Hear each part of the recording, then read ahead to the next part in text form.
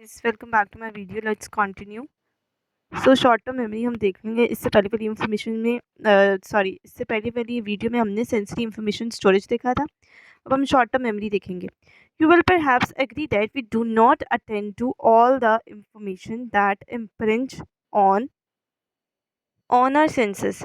Information that is attended to enter the second memory store called short term memory, which holds a small amount of information for a brief exposure of time, usually for 30 seconds or less.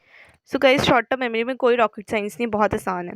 इसके अंदर आपने क्या करना है, इसके अंदर भी एक जो है एक ड्यूरेशन है, एक आपके पास एक डिपेंडेंस है, एक चीज़ पे डिपेंड करती है, वो है time. Short term memory in sensory information storage short term memory and long term memory को जो चीज़ें डिफ्रेंशिएट करी वो इसका टाइम पीरियड है। जो हमारे पास सेंसरी इंफॉर्मेशन स्टोरेज है वो है less than a second.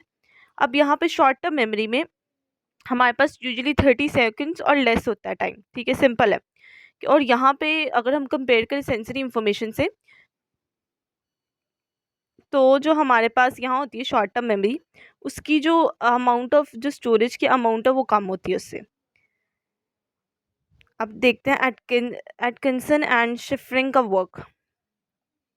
Atkinson and Shiffrin proposed that information in STM is primarily encoded acoustically, that is, in terms of sounds, and unless rehearsal continuously, it may got lost from the STM मतलब sensory short term memory in terms in less than 30 seconds।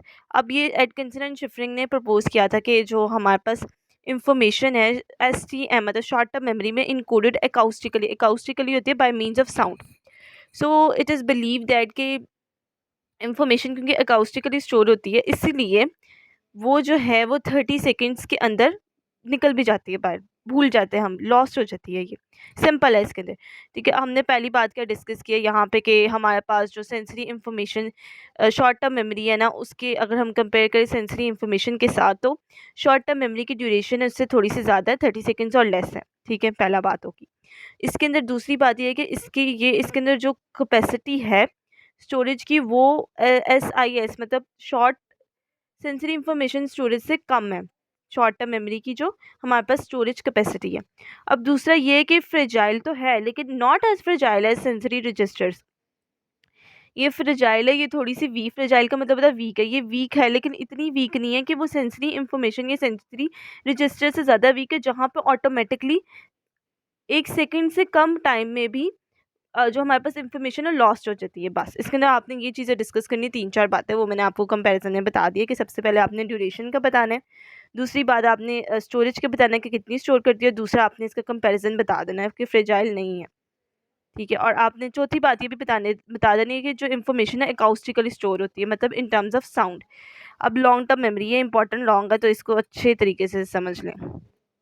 Long term memory, अब मैंने इसको सब headings में divide किया है तो आपको बहुत ज़्यादा आसानी होगी। इसके अंदर हम सबसे पहले इंट्रोडक्शन देखेंगे, फिर इसकी एग्जांपल देखेंगे, फिर इसकी एक्सप्लेनेशन देखेंगे। एक्सप्लेनेशन को फर्दर मैंने 5 या 6 पॉइंट्स के अंदर डिस्ट्रीब्यूट किया। फिर मेथड्स देखेंगे रिहर्सल और चंकिंग का सॉरी, और फिर क्रिटिसिज्म भी देखेंगे लॉन्ग टर्म मेमोरी पे क्या आया, उसकी क्लासिफिकेशन भी देखेंगे कि इसको क्लासीफाई किस तरह किया है। Long term memory materials that survive the capacity and duration limitation of SIS and STM finally enters the long term memory which has a vast capacity। अब जो इंफॉर्मेशन यहाँ पे ड्यूरेशन की बात हुई, जो सबसे ज़्यादा इंपॉर्टेंट है, वो चीज़, वो इंफॉर्मेशन जो जिसने ड्यूरेशन जो है सर्वाइव कर ली है, survive the capacity and duration limitation of सिस मतलब सेंसरी इंफॉर्मेशन स्टोरेज और शॉर्ट टर्म मेमोरी, वो फाइनली एंटर होगी लॉन्ग टर्म मेमोरी में। अगर हम इसकी एग्जांपल देखना चाहिए और क्लियर हो जाएगा। एग्जांपल से हम सेकंड हेडिंग पे जा रहे हैं, इंट्रोडक्शन का ये आपने 3-4 लाइनें लिखनी है और फिर एग्जांपल के अंदर हम देखते हैं क्या लिखना है। It is an permanent store house of all information that that may be as recent as what you ate for breakfast yesterday to as distant as how you celebrate your 6th birthday। सो इसके अंदर जो example है बहुत ही आसान है कि ये permanent store house है, सबसे पहले आपने ये बताना है। दूसरा ये बताना है कि इसके अंदर जो इन्फॉर्मेशन है वो एज़ रिसेंट एज़ कि मैंने कल क्या सुबह नाश्ते में खाया था वो भी मुझे याद रहेगा लॉन्ग टर्म मेमोरी में। और इसके अंदर इतनी पुरानी यादें भी हैं कि मैंने अपनी जो 6th बर्थडे है या 7th बर्थडे वो किस तरह सेलिब्रेट की थी वो भी याद रहेगा।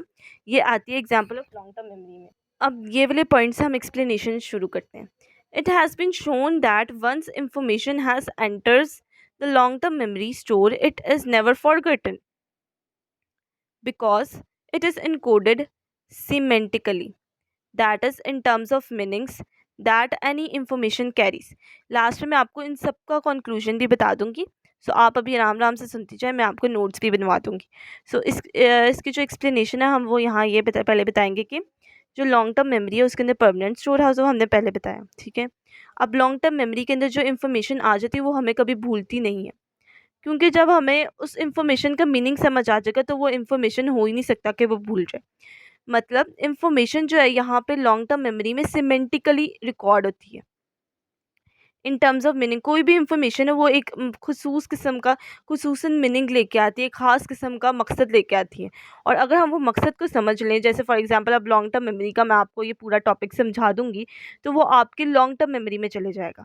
ठीक है. लॉन्ग टर्म का टॉपिक लॉन्ग टर्म मेमोरी में चले जाएगा ताकि आप मिड्स के लिए भी अपने कर सके, कोई टेस्ट है उसके लिए भी आप उसको लिख सके और फाइनल्स के अंदर भी लिख सके, 2-3 महीनों के बाद भी आप लिख सकें. सो ये लॉन्ग टर्म मेमोरी में जाएगा. सो ये हमारे पास पहला पॉइंट आ गया एक्सप्लेनेशन का. अब ये आती है यहाँ पे दूसरी बात कि जो आप भूल जाते हैं इंफॉर्मेशन, वो आपके पास ये नहीं होती कि लॉन्ग टर्म मेमोरी में गलत तरीके से है ये, बल्कि वो ये होती है कि आप उसको रिट्राइव, ये मैंने आपको पहले मेमोरी के टॉपिक के अंदर पढ़ा दिया, जो हमारे पास इनकोडिंग स्टोरेज और रिट्रीवल है. तो ये रिट्राइवल फेलियर होता है कि आप उसको रिकॉल नहीं सही तरीके से कर पाते उसके अंदर, लेकिन आप कुछ देर के बाद, जैसे अब काफ़ी बार मेरे साथ ऐसा होता है कि पेपर के अंदर जो है वो मुझे कोई ख़ास किस्म की डेफिनेशन याद नहीं आ रही थी ड्यू टू स्ट्रेस या due to my retrieval failure. ठीक है ना, सिंपल बात है. लेकिन जब मैं पेपर से बाहर निकलती हूँ, स्ट्रेस फ्री फेज से बाहर निकलती हूँ, तो मुझे याद आ जाती है. सो ये रिट्रीवल फेलियर की वजह से होता है. तो सेकेंड पॉइंट हम ये बताएंगे. अब थर्ड पॉइंट दोबारा एटकिंसन और शिफ्रिंग को हम बताएंगे कि इन्होंने क्या कहा था. Propose the notion of control processes which functions to monitor the flow of information through memory stores. इसको हम आगे जाके थोड़ा सा और आप पढ़ोगे ना